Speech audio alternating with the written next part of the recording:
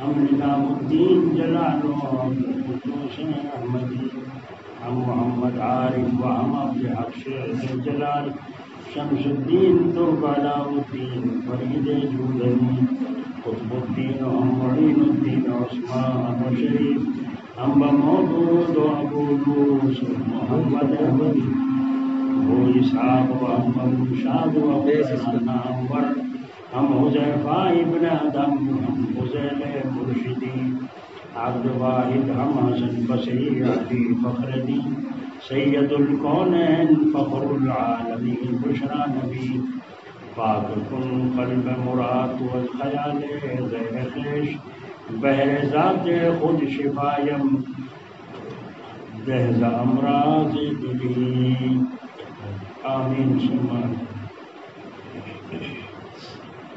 بسم اللہ الرحمن الرحیم۔ پچھلے ہفتے میں مضمون یہاں چھوڑا گیا تھا کہ غیروں کی مشابہت سے بچنا چاہیے۔ توحید کا کامل اثر، توحید کسے کہتے ہیں؟ اللہ تعالیٰ کو ایک ماننے کا عقیدہ کہ اس کی ذات میں، اس کی صفات میں کوئی شریک نہیں، اس کا جو عقیدہ رکھنے والے کو موحد کہتے ہیں اور اس عقیدے کو توحید کہتے ہیں۔ تو توحید کا اثر یہ ہے کہ ظاہر میں بھی خیال رکھو اور باطن میں بھی خیال رکھو۔ تم پہلے جیسا کچھ پہنتے تھے اب وہ پہننا چھوڑ دو۔ تم مسلمان ہو، مومن ہو، کسی دوسرے کی بو تمہارے پہناوے میں نہ آنے پائے، دور ہی سے ظاہر ہو جائے کہ مومن آ رہا ہے، مسلم آ رہا ہے۔ اس لیے اس ظاہر حال سے بھی ہجرت کرو، اس ظاہری حالت سے بھی ہجرت کرو اور دوسری چیز استعمال کرو۔ ایسے ہی باطن، کہ آپ کا باطن، چونکہ آپ نبی ہیں، آپ رسول ہیں، شروع ہی سے، پیدائش ہی سے آپ نوری ہیں، شرکت سے آپ کو کیا کام، شرک کا آپ کے پاس کیا نام، آپ تو شروع ہی سے معصوم ہیں اور معصوم ہی رہیں گے۔ لیکن پھر بھی کہہ رہا ہوں، دیکھیے جہاں احتمال ہی نہیں ہے وہاں بھی ایسی ممانعت ہے، جہاں گمان بھی نہیں کہ یہاں شرک ہو سکتا ہے مگر وہاں کہہ رہے ہیں۔ تو گویا فرما رہے ہیں کہ اگرچہ آپ پہلے ہی سے بچے ہوئے ہو بچپن سے ہی، پھر بھی میں کہہ رہا ہوں کہ دوسری طرف شغل ہونے سے اپنی طرف سے کچھ اضمحلال آ جاتا ہے، کچھ غفلت سی آ جاتی ہے کہ دوسری طرف توجہ ہو گئی، ایک ساتھ دوسری طرف پوری توجہ میں خلل آ جاتا ہے، لیکن آپ ایسے نہیں ہیں۔ اور پھر میں تو معصوم سے کہہ رہا ہوں تاکہ میرے مومن بندوں کو اس بات پر تنبیہ ہو جائے کہ جب معصوم کو، جو گناہوں سے معصوم ہے، ہو ہی نہیں سکتا، تو آپ یوں فرما رہے ہیں تو غیر معصوم تو بطریق اولا اس کا مامور بھی ہے، اس پر تو اس کی پابندی بہت زیادہ کرنی چاہیے۔ تو شرک کی بو سے بچنے کی کتنی اہمیت، کتنا اہتمام ہونا چاہیے۔ یہ ہے بلاغت کہ بڑوں کو معصوم کو بھی جہاں احتمال ہی نہیں ہے اس طرح کہا جا رہا ہے، تو جہاں احتمال اور اندیشہ لگا ہوا ہے وہاں بطریق اولا بیدار ہو کر توحید کی طرف اہتمام کے ساتھ ایسا متوجہ رہے کہ شرک کی بو نہ آنے پائے۔ اور یہ شرک کی بو کب نہیں آئے گی؟ جب مخلوق سے نظر اندازی ہو جائے، سمجھ لینا۔ یہ شرک کی بو کب آئے گی؟ جب مخلوق سے نظر اندازی نہ ہو، اور آپ تو پہلے ہی سے قطع نظر کیے ہوئے ہیں، اس کا تو سوال ہی آپ سے پیدا نہیں ہوتا، لیکن میں آپ کو اس کا خطاب کر رہا ہوں ان بچوں کو سمجھانے کے لیے جو آپ کی امت اور میرے بندے، اس بات کو نبی کو سمجھایا جا رہا ہے کہ شرک کی بو بھی نہ آنے پائے۔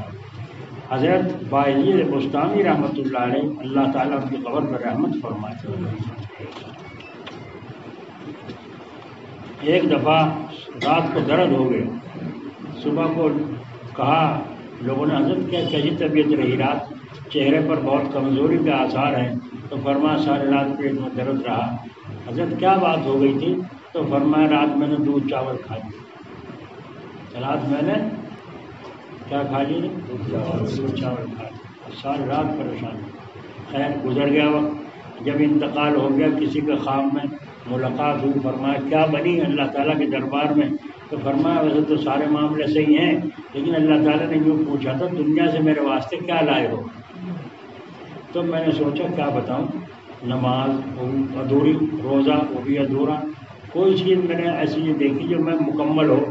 میں نے سوچا توحید تو مکمل ہے ہی، اللہ کو تو ایک مانتا ہی ہوں، اس کے ساتھ تو میں کسی کو شریک کرتا ہی نہیں۔ تو میں نے کہا یا اللہ میں آپ کے واسطے توحید لایا، توحید لایا ہوں، آپ کو جانتا ہوں کسی اور کو نہیں مانتا، جانتا نہ پہچانتا۔ تو اللہ تعالیٰ نے فرمایا وہ دودھ چاول والی بات بھول گئے؟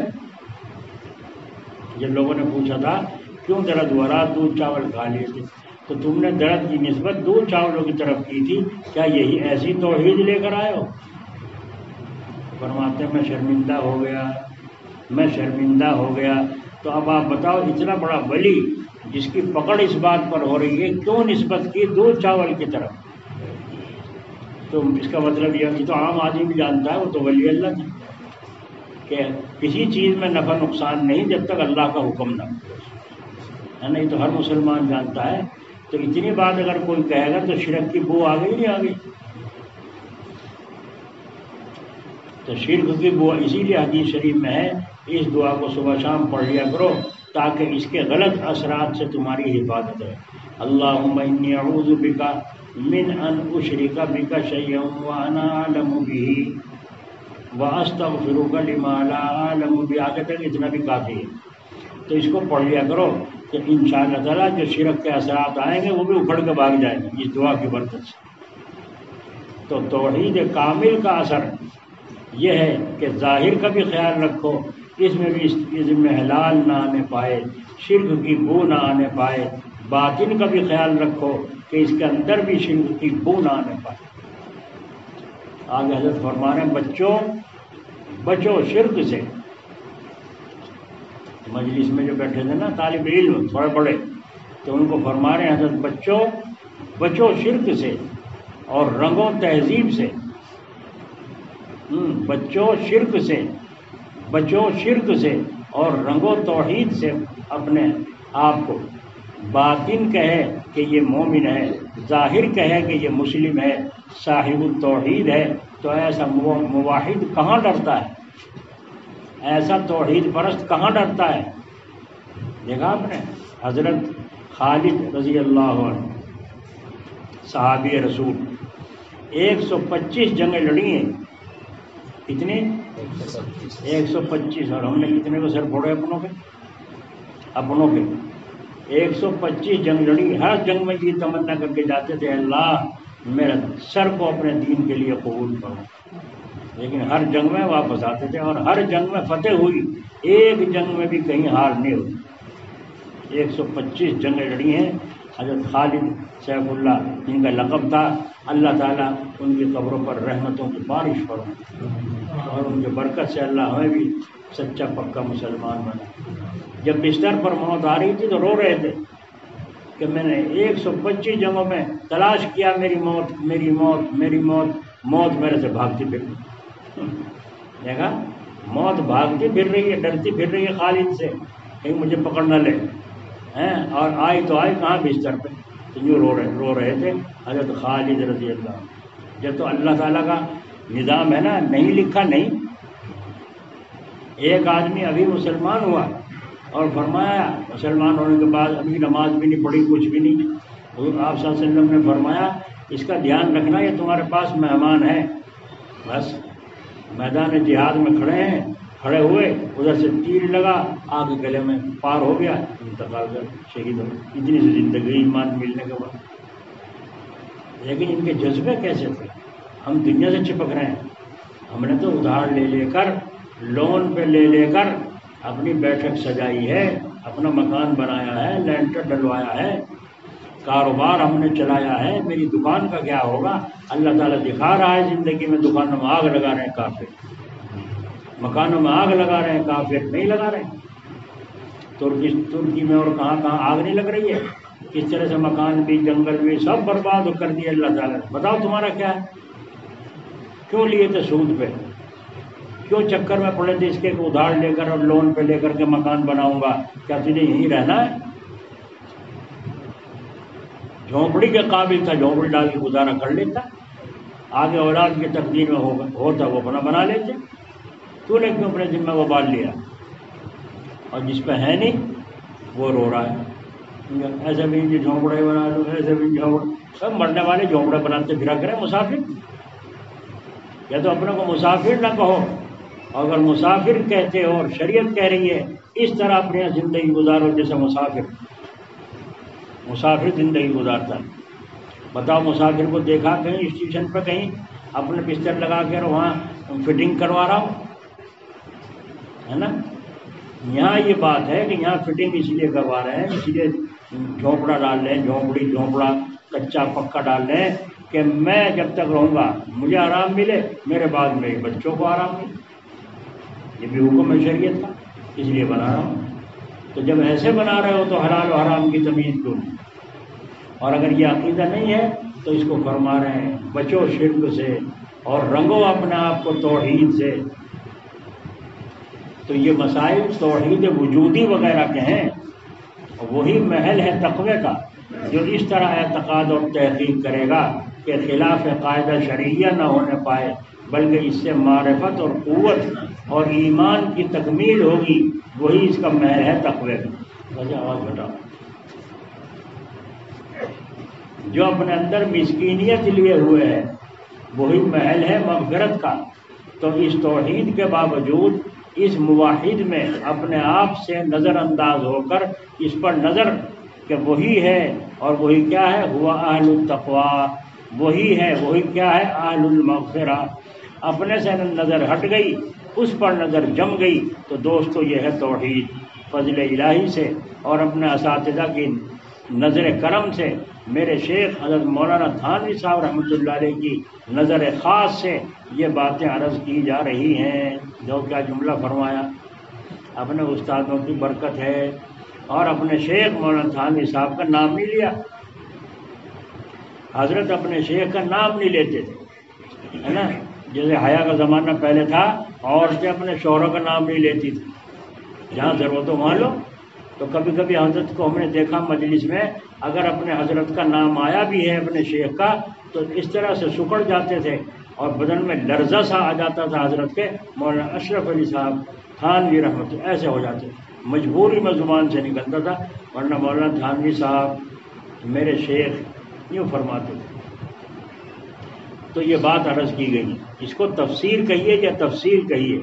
تو یا ایھا المدثر قم فانذر وربک فکبر وثیابک فطہر والرجز فاہجر. یہ ہے اس کی تفسیر توفیق الہی سے.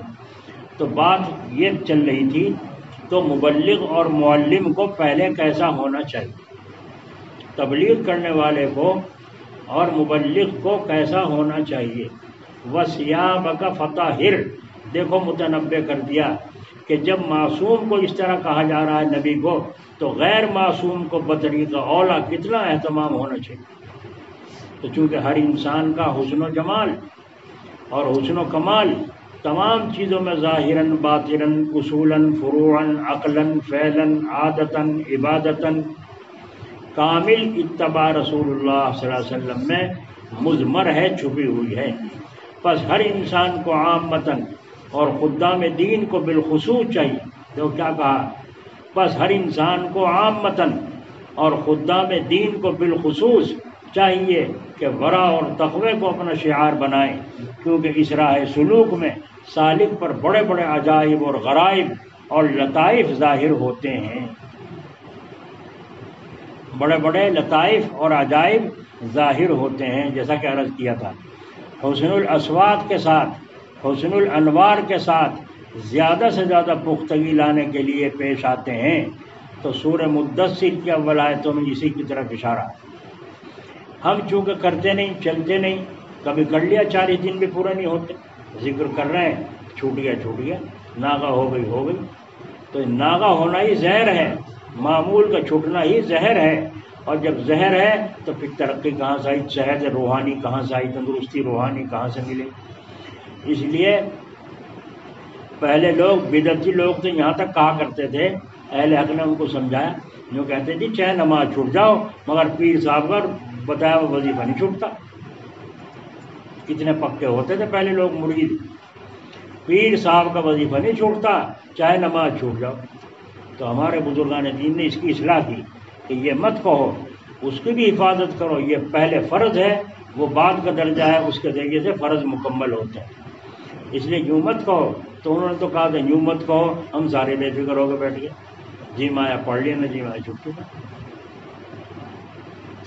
قطرہ قطرہ دریا ہو جاتا ہے، ہتھیلی رگڑو یوں، اور جب اس میں گرمی پیدا ہوتی ہے پھر رگڑو اور آگ پیدا ہو جاتی ہے، اور جب آگ پیدا ہونے لگی ایک دفعہ یوں کر دو ہوا۔